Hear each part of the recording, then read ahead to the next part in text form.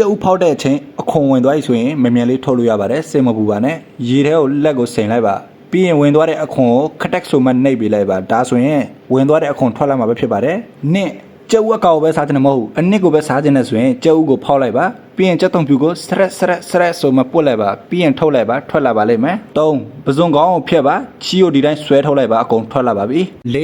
ကျက်တုံနီခုတ်တဲ့အချိန်မျက်ရည်တွေကြိုက်မှငိုတယ်လို့မျိုးဖြစ်နေတယ်ဆိုရင်တော့ရှက်စရာကြီးဗျာကျက်တုံနီကိုအလဲကနေ2ချမ်းချမ်းလိုက်ပါရေထဲမှာ2မိနစ်လောက်စိမ်မှခုတ်မယ်ဆိုရင်တော့လုံးဝမျက်ရည်တစ်စက်မှကြမှာမဟုတ်ပါဘူးတကယ်ချင်းတော့ငါငေုတ်တီခိုးတဲ့အချိန်လက်တွေပူနေတယ်ဆိုတော့ကျွန်တော်နားလဲပါတယ်ဓာတ်ကိုဘေးကိုချလိုက်ပါပြီးတော့ပေါ်ဝါယူမှရှလာကိုင်ထည့်လိုက်ပါလက်ကိုတေချာလေးပို့မှဆေးပေးမယ်ဆိုရင်လုံးဝပူမှာမဟုတ်တော့ပါဘူး6ဟာတာလုံးနေတာမဟုတ်ပါဘူးနီးပညာဘဟုတုတလေးတွေပြပေးနေတာပါမုံလာဦးတခွားလေးတို့ခွာမယ်ဆိုရင်ဆိုထိပ်ပိုင်းကိုတူနဲ့ထိုးလိုက်ပါပြီးရင်ချစ်မှခွာမယ်ဆိုရင်ရန်ကိုဆင်ပြပါတယ်ဗျာခွန်ကျက်တုံမဲအကြီးကျက်တုံမဲအသေးပပလေးခုတ်မယ်ဆိုရင်တော့ဒီခရင်လေးနဲ့ဒီမျိုးချစ်ပေးလိုက်ပါပြီးတော့ရင်တော့ခောက်ဆွဲလိုမျိုးထွက်လာပါလိမ့်မယ်ဒီလိုမျိုးဘုဒ္ဓတက်ဗီဒီယိုတွေနေ့တိုင်းကြည့်ချင်တယ်ဆိုရင်ကျွန်တော်အကောင့်ကို follow လုပ်ဖို့တော့မမေ့ပါနဲ့ကျွန်တော်ပြလိုက်တဲ့ဟာတွေအတုံးတဲမယ်ဆိုရင် comment မှာ yes လို့ man ပေးပါတကယ်ချင်းတော့